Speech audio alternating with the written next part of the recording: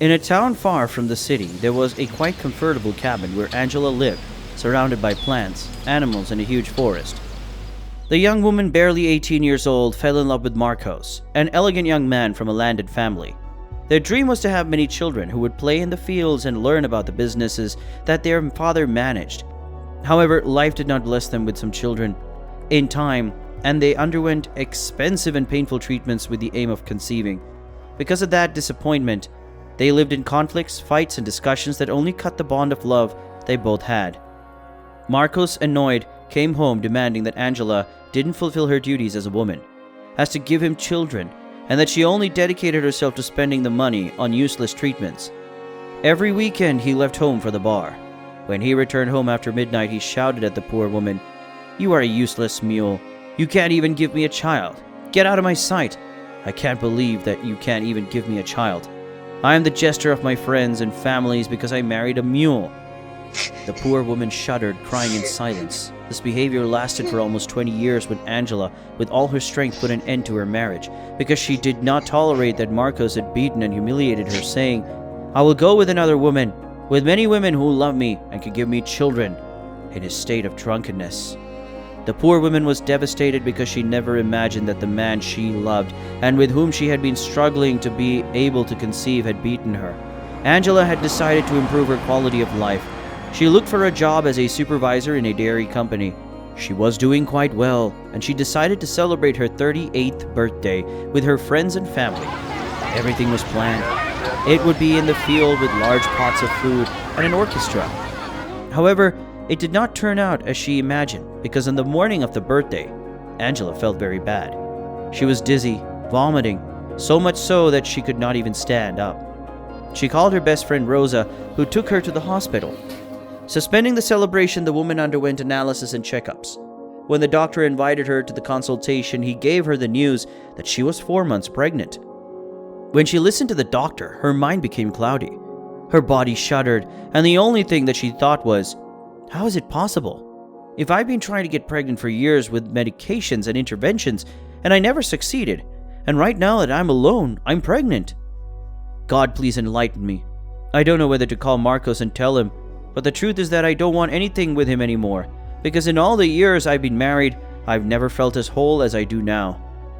Leaving the office, she invited her friends to her house to talk about what happened.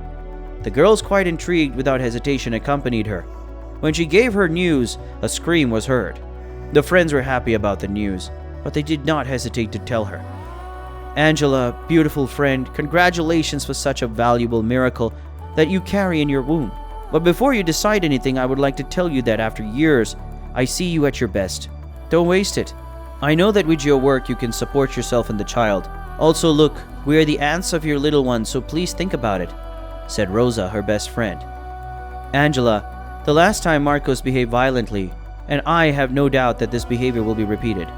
So please seek wisdom in your heart, and I will tell you that an absent father is better than a father setting a bad example," added Susanna. The words of her friend strengthened Angela so much that with great affection she gave her opinion. "Girls, I thank you with all my heart for what you are telling me. I really understand everything you say to me, and I am not going to go back to Marcos. He was unfaithful to me, and I can't forget that I was alone. The treatments he gave me damaged my health, and he never stayed with me to take care of me. What's more, he was always going to drink. The truth is I don't want to go through that again. Neither my child. I won't allow it. I will raise the child alone." Time passed and little Ricky was born, a healthy and robust boy who grew up with his mother. She continued working in different agricultural jobs and spending quality time with her son. The boy was quite dedicated in his studies. His grades were outstanding, being the pride of his mother. Many birthdays and gifts passed. The boy's aunts and friends of Angela enjoyed with him, along with their own children. They went on trips, walks, and more. Angela felt so comfortable with her son and her life in the field that had no intention of changing it at all. In the blink of an eye, 17 years had passed. The boy was already a brave and loving young man with his mother. One afternoon, while they both enjoyed ice cream on their furniture, the young man told his mother, "Mom, I'm thinking of studying marketing. What do you think?" asked Ricky. Angela said that she is supporting her son 100% and she would continue like that. Quite distressed, they both hugged each other, sealing that promise. In 2 months, they were preparing their bags to travel to the city. Angela sold her properties, bought a small house in the city, and started walking and cleaning because what she had studied and her work experience was agricultural, and in the city the offers were not ambitious. Her income was quite low. However, she never told her son that there was a need because it was evident that the young man made an effort studying every day. Ricky's university life was quite remarkable, as in his basic studies, he was a young man who was related very well with the teachers because they considered him a brilliant student, because he stood out in everything. Unfortunately, the years had passed for Angela too, and when she turned 60, her bosses gave her a dismal letter. Because of her age, she could no longer work in cleaning. The poor old woman asked to speak with the boss to tell him that she could continue working without any problem, and that she needed the job. However, the boss replied quite ashamed that he could not keep her at work because of her age. Because when she was over 60 years old, she was considered a vulnerable person and could acquire an illness for which the company would have to take responsibility, and she was not willing to assume anything extra. Quite dismayed, the old woman shed some tears because she felt useless. She truly was a woman who could not keep the promise of supporting her son when he was in the last year of university, and when the expenses for graduating would be higher. Sitting on a bench, she cried silently, regretting being an old woman. Taking courage, she walked slowly through the city with the determination to find a job. However, the truth was that at her age, everything was quite complex. In the interviews, the typical phrase was, "We will call you." The disappointment and despair made her body heat up because she felt frustrated. That was not what she expected.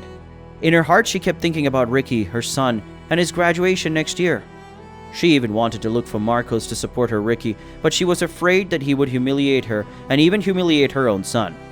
She spent many hours walking until she arrived at a restaurant, where she asked if there would be a position that she had previously worked in cleaning and was willing to do anything with in order to get a job. The owner, who was quite interested, took advantage of the old lady by hiring her to wash dishes, bats, and attend, when necessary, at a much lower cost than what she actually was paid. Being the only option, the old woman accepted without hesitation. At the beginning, they treated her with a lot of respect, but after a month and a half, the owner always threatened to fire her, asked her to do overtime without pay, humiliated her while she washed the dishes. The woman, with her head down, continued to perform her duty. When she got home, she cried because of the humiliation she received. She took some leftover food from the restaurant out of her bag, which she heated to feed her son when he returned from studying. When she heard that her son was coming, she quickly changed her countenance. She served the food and asked her son about his day. He told her how great it had been to study every day. She listened to her son happily. The young man, without knowing about the food situation, told his mother that now he would go to work to accompany her to eat at the restaurant. The old woman, a little surprised, replied, "Ah, of course, my Ricky. It's what I want the most. Although you know that it is not necessary, my child." The young man said, "Of course it is, Mom. I love you very much, and the most I want is to accompany you so you don't forget me." They both laughed heartily. In the following days, Ricky would arrive at the restaurant at lunchtime. When the old woman saw him, she would take out 2 leftover tapers for her and her son, inviting him to eat behind the restaurant. They were hidden. The young man asked her why that attitude of hiding. The old woman evaded him, saying, "I don't want them to call me. I want to spend time with you, my son." Ricky, smiling, said, "Oh, Mommy, you're jealous about your son." They both smiled again. The months passed that way until on one occasion the restaurant manager watches the old woman collect the leftovers from the plates and fill them in tapers. He follows her and discovers that she was sitting behind the restaurant with a young man. Very furious, he approaches her, shouting, "How can it be possible that you, old woman, abuse my trust when you know that everything here is mine? You should be inside washing everything instead of being here playing with the food with whom you know is this boy, another starving just like you." The totally embarrassed old lady cries, apologizing, looks at her son, and quickly enters the restaurant behind her boss. Seeing such a scene, Ricky throws away his plate of food and furiously runs from that place aimlessly. The old woman from the laundry room only sees him walk away. She couldn't go out after her son because she knew that was her only job option. The young man ran with his heart pumping hard until he reached a park where he cried without noticing the other people. After half an hour, Angela appears and sits next to her son, asking him how he was. The very moved young man tells her that she shouldn't withstand this type of abuse, to which the old woman replies, "Ricky, my son, I want you to know something. Forgive me for having made you go through so much humiliation. I didn't want you to see that, but you just have to focus on your studies, son. Forget about this. Let me look for a new job. Now they fired me, but I know I'll find one. Stop crying, my little one. That all this will pass. But mother, how can you ask me to forget what I've seen if that has carved my heart? I can't forget that you have subjected yourself to such injustice because of me, and I am a fool not to see it. I will stop studying, mother. I will dedicate myself to giving you the best because I love you. I value everything you do for me, and I understand that your sacrifice was high when you left your customs, your people, and your stability to venture with me here. I've been a bad son. Please forgive me, mother. I owe everything to you, Ricky said, crying. The mother, angry at what her son said, replies, Ricky, this conversation has ended. I will not tolerate what you are telling me. When you were born a son, I knew you would be special because I conceived you myself in a miracle, and I also knew that it would be a challenge to raise you. Yes, the change we have given has not been what I thought, but it is fine. I've accepted it because I love you and because I know that you are a courageous man who is going to move forward for himself and for the love of me, your mother. So dry your tears and go to study. Leave me here and I will solve everything.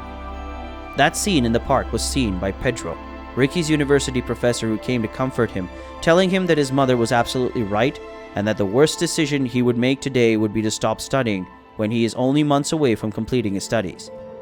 The next day, they called the young man to the Direction of Development and Well-being to offer him a full scholarship for the full cycle of studies that he was missing, in addition to a large discount for his degrees.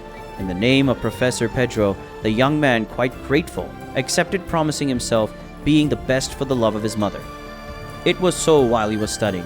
He worked on the recommendation of his teacher in different audiovisual campaigns in which he was paid and could support his home. When he graduated, he invested in a small marketing company in which he was in charge of its brands. He got a juicy loan which he invested buying a piece of land in front of the restaurant where his mother used to work as a dishwasher. He also opened a restaurant that flowed progressively to success, where Angela administered and applied policies of fair salary and employment for the elderly. The former boss of the envied old woman could do nothing but sell his business to Angela. At the opening of the new restaurant, Ricky gave the opening words, hugging his mother and assuring that everything he had acquired, and even what would come in the future, was due to the efforts of his angel on earth, his mother.